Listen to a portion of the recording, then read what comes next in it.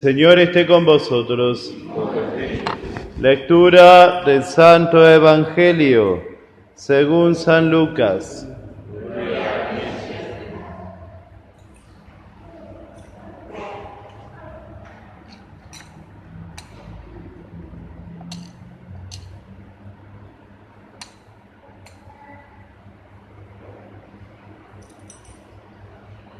Cuando llegó el día fijado por la ley de Moisés para la purificación, los padres de Jesús llevaron al niño a Jerusalén para presentarlo al Señor, como está escrito en la ley.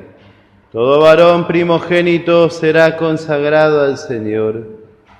También debían ofrecer en sacrificio un par de tórtolas o de pichones de paloma, como ordena la ley del Señor.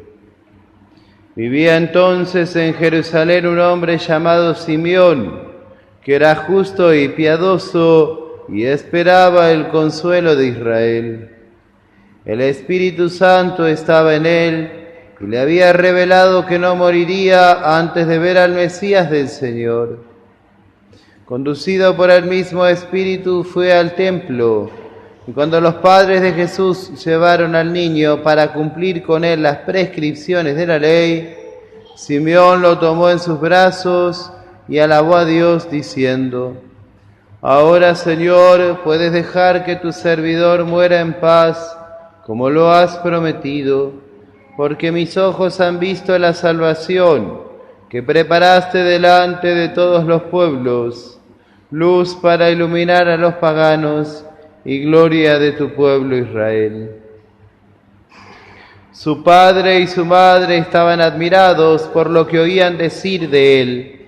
Simeón, después de bendecirlos, dijo a María la madre: Este niño será causa de caída y de elevación para muchos en Israel. Será signo de contradicción, y a ti misma una espada te atravesará el corazón. Así se manifestarán claramente los pensamientos íntimos de muchos. Había también allí una profetisa llamada Ana, hija de Fanuel, de la familia de Aser, mujer ya entrada en años, que casada en su juventud había vivido 7 años con su marido. Desde entonces había permanecido viuda y tenía 84 años. No se apartaba del templo, sirviendo a Dios noche y día con ayunos y oraciones. Se presentó en ese mismo momento y se puso a dar gracias a Dios. Y hablaba acerca del niño a todos los que esperaban la redención de Jerusalén. Después de cumplir todo lo que ordenaba la ley del Señor, volvieron a su ciudad de Nazaret, en Galilea. El niño iba creciendo y se fortalecía, lleno de sabiduría, y la gracia de Dios estaba con él. Palabra del Señor.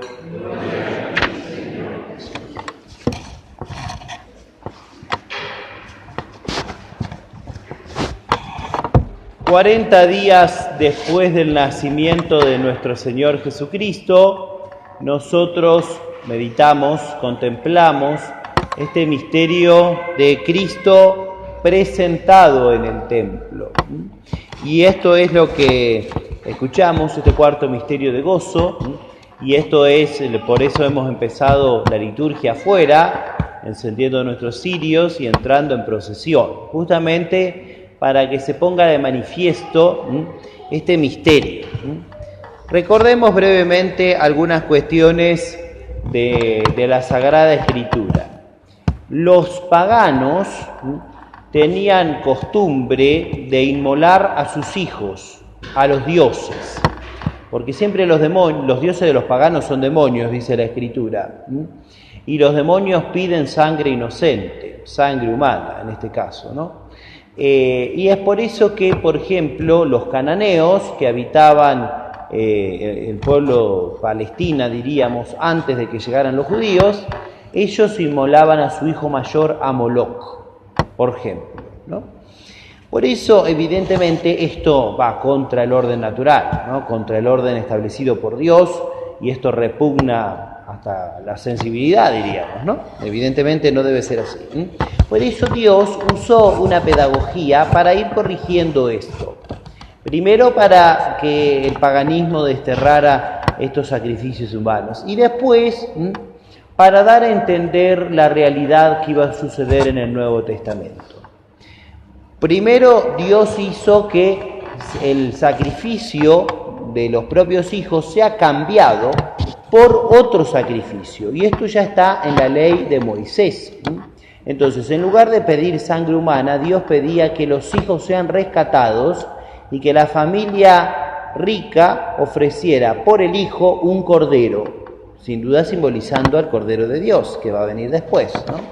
Y que las familias pobres sacrificaran en lugar de ello un par de tórtolas o de pichones de paloma.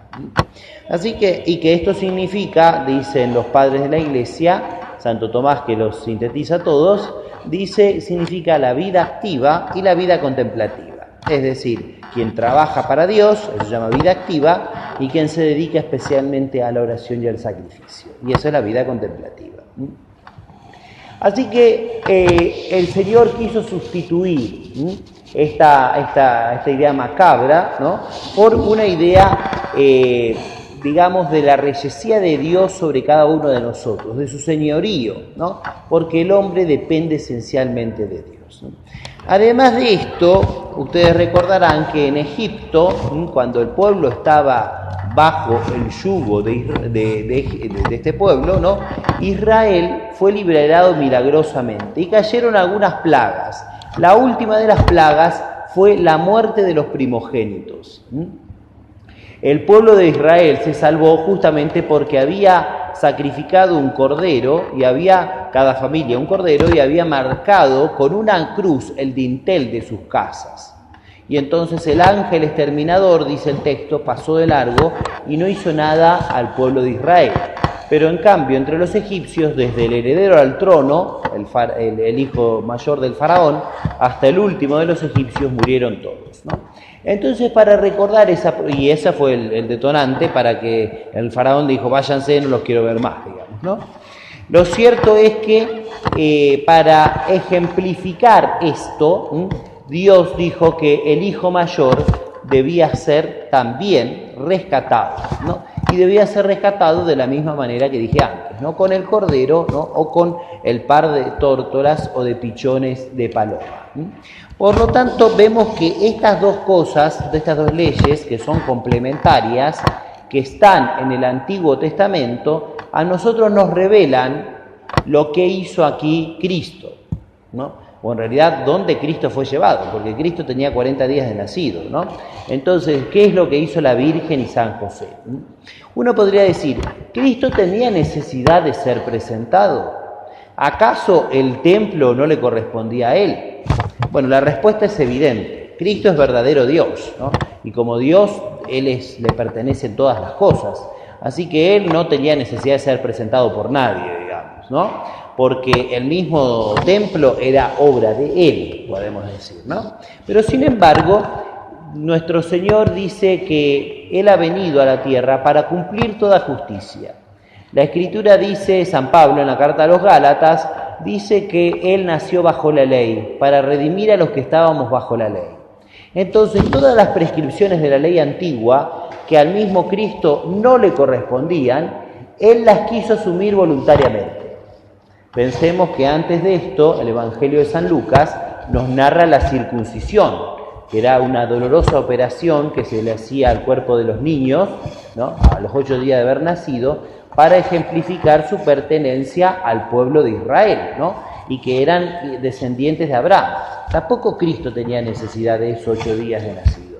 Y sin embargo, Él lo quiso aceptar, y después es presentado en el templo, porque comenta San Beda, primero es necesario sacar la inmundicia del cuerpo para después ser presentado con el alma pura en el templo, ¿no? Por lo tanto, Cristo hizo esto para darnos lecciones, digamos así, de cómo también nosotros debemos acceder a Dios con un corazón puro. Así que Cristo lo acepta voluntariamente, pero como dije antes, podemos decir Cristo es llevado, y Cristo no fue por él mismo, fue porque tenía 40 días, ¿no? Quiero decir con esto que la Virgen y San José tenían un conocimiento de la mente de Dios, ¿no? Y de la voluntad divina mucho más allá de nuestra capacidad. Porque uno podría decir, ¿y cómo la Virgen y San José sabían que Dios quería que su hijo sea presentado en el templo? Y lo sabían porque, como dice San Ambrosio, comentando la Santísima sobre la Virgen, dice, el Espíritu Santo obraba en ella de manera inconmensurable, ¿no? Ininteligible para nosotros, es decir, más allá de lo que nosotros podemos entender, ¿no? Entonces, por eso ellos estaban mucho más allá y estaban cumpliendo la voluntad de Dios en lo que el mismo Señor quería para Jesucristo. Junto con esto tenemos que decir que para los judíos la concepción y el nacimiento de un niño conllevaba también una impureza ritual. Y la mujer quedaba impura no en sentido de un pecado, sino de una impureza ritual, algo que no existe más, pero es lo que ellos creían, que la mujer quedaba impura unos días, más o menos, hasta el nacimiento del niño y que se realizara este acto de presentación del niño en el templo, ¿no? Y la mujer era rociada con un agua lustral.